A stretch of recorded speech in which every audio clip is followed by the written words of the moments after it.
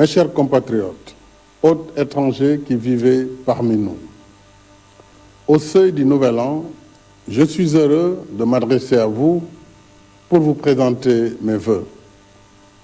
Ce soir, alors que la communauté catholique est en deuil, avec le rappel à Dieu de sa sainteté, le pape émérite Benoît XVI, je voudrais d'abord joindre mes pensées aux vôtres, en souvenir des êtres chers qui nous ont quittés. Je prie avec vous pour qu'ils reposent en paix. À nos malades, j'exprime ma compassion et mes souhaits de prompt rétablissement. L'année 2022 s'achève comme elle a commencé. L'impact de la pandémie et d'une guerre majeure continue en effet de bouleverser toutes les prévisions et de maintenir l'économie dans sa pire récession depuis la Seconde Guerre mondiale. Malgré cette situation difficile, où nombre de pays sont en stagnation ou récession, notre économie reste résiliente. Le classement de World Economics, qui fait autorité en matière de données statistiques, reconnaît en effet le Sénégal comme pays à la croissance la plus régulière sur la décennie 2011-2021. Cette année, notre déficit budgétaire s'est rétréci. Notre taux de croissance, établi à 4,8%, devrait atteindre un niveau sans précédent de 10% en 2023, avec le début d'exploitation de nos ressources pétrolières et gazières. Nos recettes intérieures ont augmenté de 23% au cours de l'année 2022.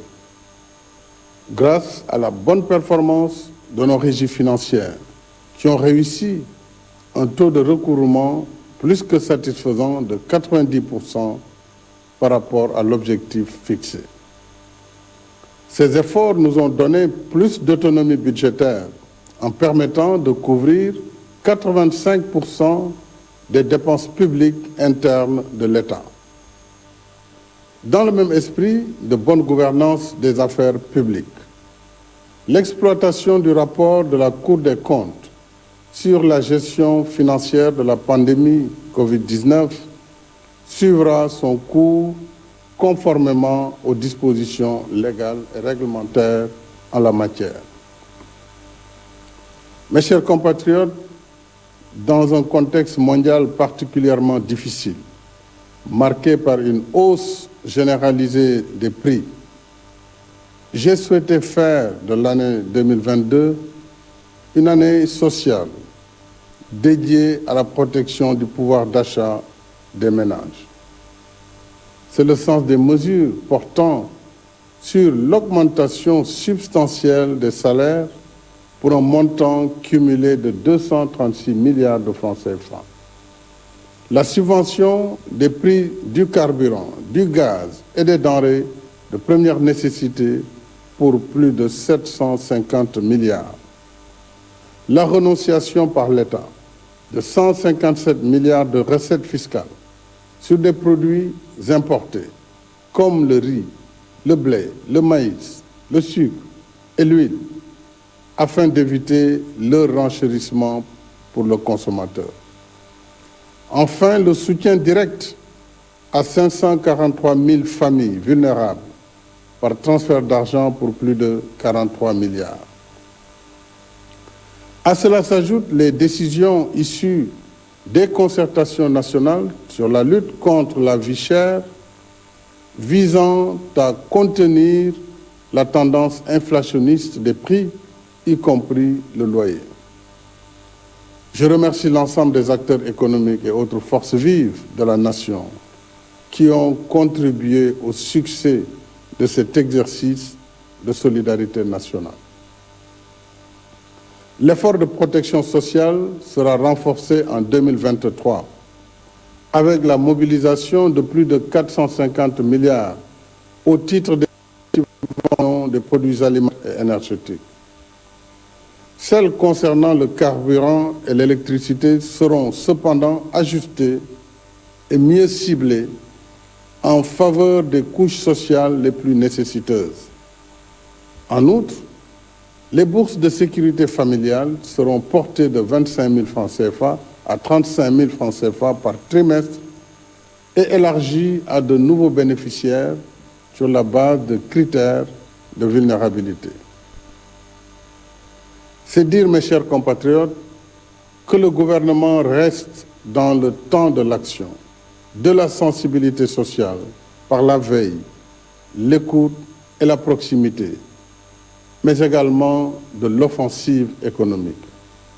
En somme, le Sénégal est aujourd'hui passé d'un état d'indigence à un état d'émergence. Le combat pour la souveraineté alimentaire reste un objectif de premier plan.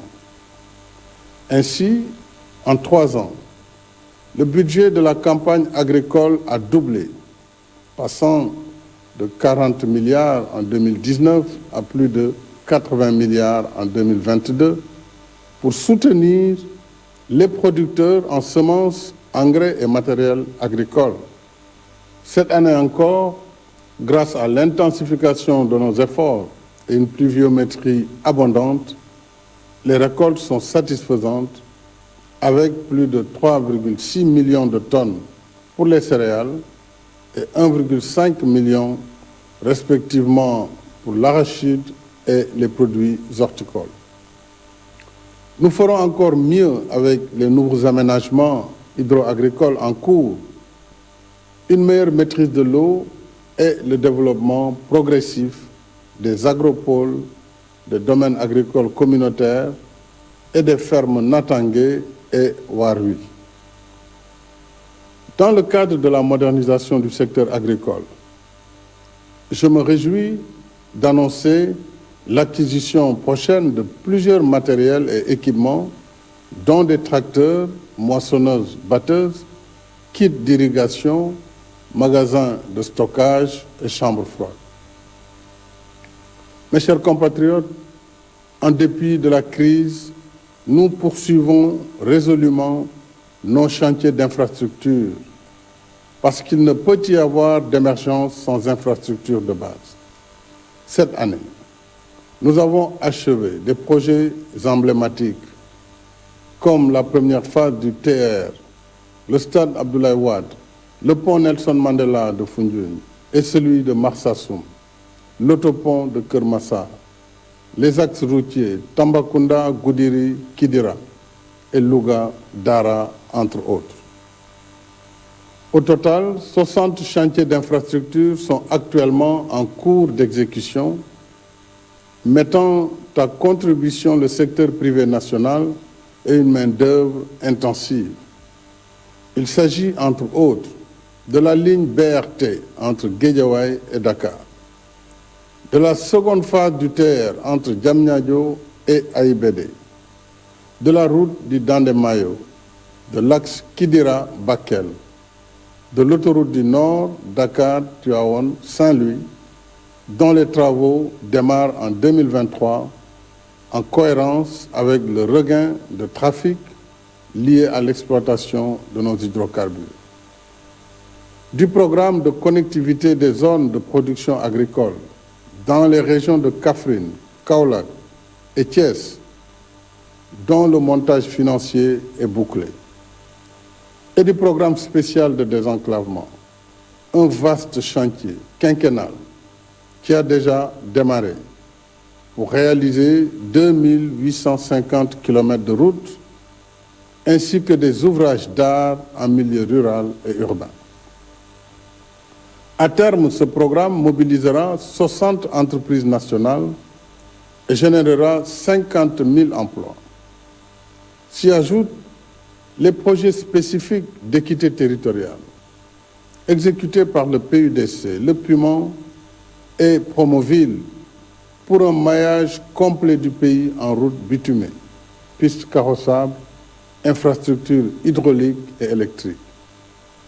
Ce sont tous ces efforts qui ont hissé notre pays à la 8e place du classement Global Economy des meilleurs réseaux routiers et autoroutiers d'Afrique sur 38 pays évalués. Nous avons la même ambition de performance pour les secteurs stratégiques des mines et de l'énergie, conformément à nos engagements au titre de l'initiative pour la transparence des industries extractives, ITIE.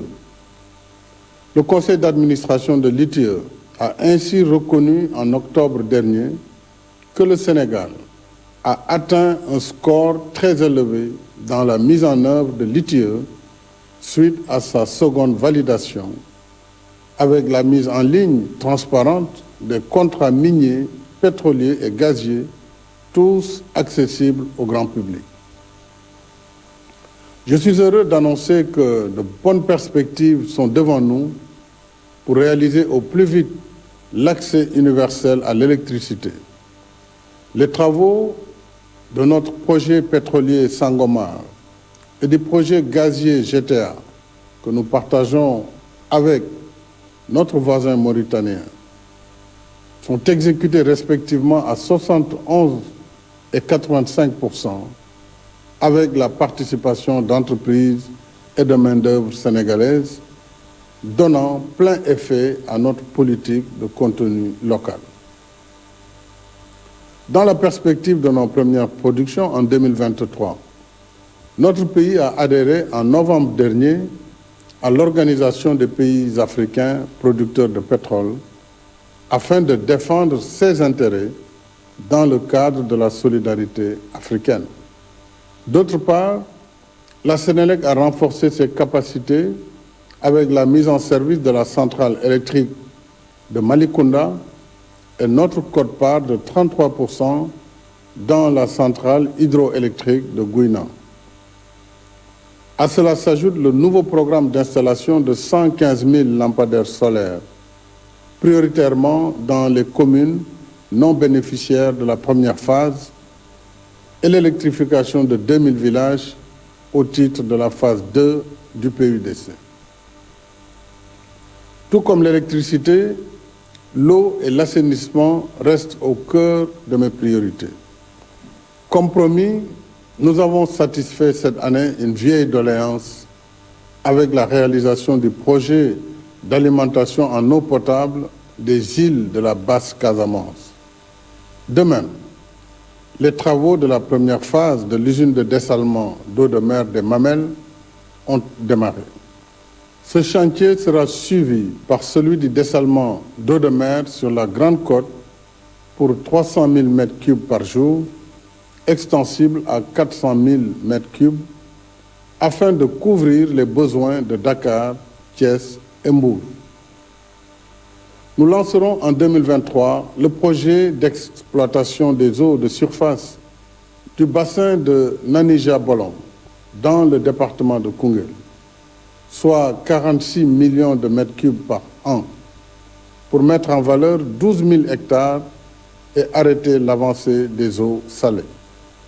Un financement de 156 milliards sera également mobilisé pour la première phase de l'ambitieux projet de renforcement de la résilience des écosystèmes du Ferlo, le Préferlo, qui consiste à transférer 680 millions de mètres cubes par an du lac de Guiers vers la zone du Ferlo sur un linéaire de 214 km entre Keur Momar et Ranérou.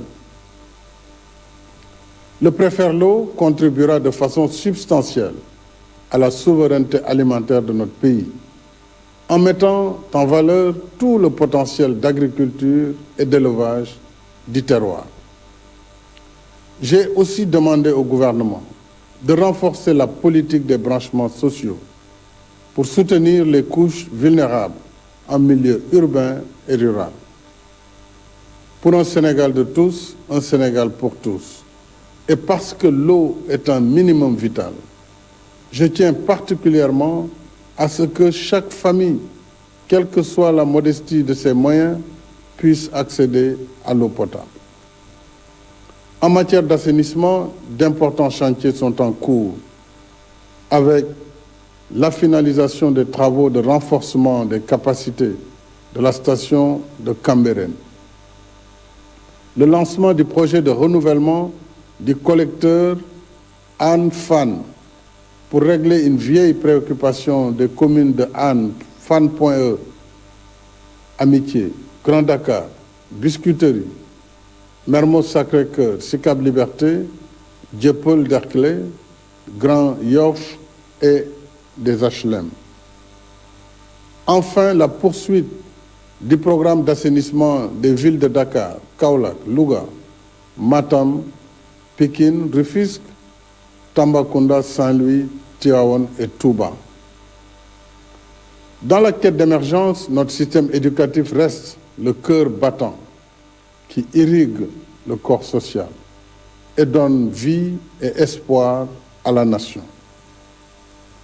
Éduquer et former nos enfants, c'est entretenir la lumière du savoir qui éclaire les esprits et illumine notre marche vers le Sénégal de nos rêves. C'est pourquoi l'État continue d'investir plus de 25% du budget national dans l'éducation et la formation. Nos acquis récents le prouvent à suffisance avec l'inauguration de l'université Amadou Mahtar Mbow, le démarrage des classes préparatoires aux grandes écoles, la finalisation des travaux de construction de l'université El Hadji Ibrahima Niass, le renforcement des capacités de l'université virtuelle du Sénégal, avec la construction en cours de 46 espaces numériques ouverts, le démarrage des enseignements du campus franco-sénégalais, la création des universités Souleymane Niang de Matam et Sénégal oriental de Tambacounda, dont les coordonnateurs de projets sont déjà nommés. La mobilisation de 52 milliards pour la modernisation des équipements scientifiques de nos universités, l'amélioration de la pension de retraite du personnel enseignant et de recherche, et l'augmentation des avantages accordés au personnel administratif, technique et de service. Malgré nos contraintes et nos limites, nous devons être fiers de notre système universitaire. Au regard des performances de l'université Cheikh Anta Diop de Dakar, récemment classée première université francophone d'Afrique, et des excellents résultats de nos candidats au dernier concours d'agrégation du CAMES en sciences de la santé. Et à travers le monde, des compatriotes et ressortissants d'autres nationalités formés à l'université sénégalaise excellent dans tous les domaines de l'activité humaine, y compris les plus pointus. Cela montre que nous devons continuer à investir dans l'école parce que c'est opportun et productif. C'est pourquoi je tiens à l'exécution diligente du projet de construction à compter de 2023 de 22 lycées et collèges dans les régions de Dakar, Thiès, Kaolack, Kaffrine et Sédhiou, et du programme d'urgence de réhabilitation de plusieurs lycées historiques, notamment Blaise Diagne, Seydina Limamou Laye, Seydou Nourou Tall et John Fitzgerald Kennedy de Dakar, El Hadj Malick Sy de Thiès, El Hadj Omar Foutiyou Tall et Charles de Gaulle de Saint-Louis, Valdiodio Ndiaye de Kaolack et Djignabo de Ziguinchor. J'accorde le même ordre de priorité à la mise en œuvre des conclusions de la rencontre nationale avec la communauté des Dara du 28 novembre dernier. Depuis des siècles, les Dara font partie intégrante de notre patrimoine spirituel, éducatif et socio-culturel. Ils méritent à ce titre une reconnaissance et un appui institutionnel plus conséquent. À cet effet, en attendant la mobilisation prochaine d'autres moyens, j'ai décidé d'allouer au système éducatif des Dara 20% des fonds de dotation afin de pérenniser leur prise en charge concertée, alliant tradition et modernité. dans la même dynamique d'équité territoriale. La DER/FJ, qui compte à ce jour 205 000 bénéficiaires, continue son déploiement sur l'étendue du pays pour financer, conseiller et accompagner des femmes et jeunes porteurs de projets. Je tiens particulièrement à ce que la DER/FJ veille à assouplir davantage ces procédures et même pour mieux s'adapter aux besoins et réalités de ces cibles. De même, l'État soutiendra davantage les cultures urbaines avec les moyens accrus du nouveau Fonds de développement des cultures urbaines et des industries créatives. Le gouvernement reste engagé également sur le front de la santé pour tous. Ainsi, après les inaugurations des hôpitaux de Sédhiou, Kaffrine, Kédougou, Touba et Agnam, d'autres chantiers d'établissements publics de santé sont en cours à Tivaouane, Ourossogui et Saint-Louis. Les travaux de la polyclinique de l'hôpital principal se poursuivent, de même que la construction de l'hôpital Aristide Le Dantec et celle du Centre national d'oncologie de Diamniadio pour le traitement du cancer. En même temps que nous investissons dans les structures de santé et leurs ressources humaines, il nous faut impérativement réformer et améliorer la gouvernance du secteur afin de la rendre plus efficace et plus transparente. C'est pourquoi j'ai demandé une digitalisation intégrale du système, la mise en place de contrats de performance pour les hôpitaux et la révision de la convention hospitalo-universitaire. Mes chers compatriotes, au titre de son mandat à la tête de l'Union africaine et dans un contexte international agité et incertain, notre pays, fidèle à ses idéaux panafricanistes, a porté avec constance le plaidoyer pour la paix et l'intégration africaine et la défense des intérêts de notre continent dans la gouvernance politique, économique et financière mondiale. Notre diplomatie a pu mobiliser un consensus général qui balise désormais la voie pour l'adhésion historique de l'Union africaine comme membre de plein droit du G20. Je redis notre gratitude et nos sincères remerciements à tous nos partenaires qui ont soutenu la candidature de l'Afrique dans un esprit d'équité et de solidarité. Ce succès, parmi d'autres, ajouté au premier sacre de nos Lions à la Coupe d'Afrique des Nations et à leur troisième participation à la Coupe du monde de football, confirme le standing que notre pays doit tenir et entretenir dans le concert des nations.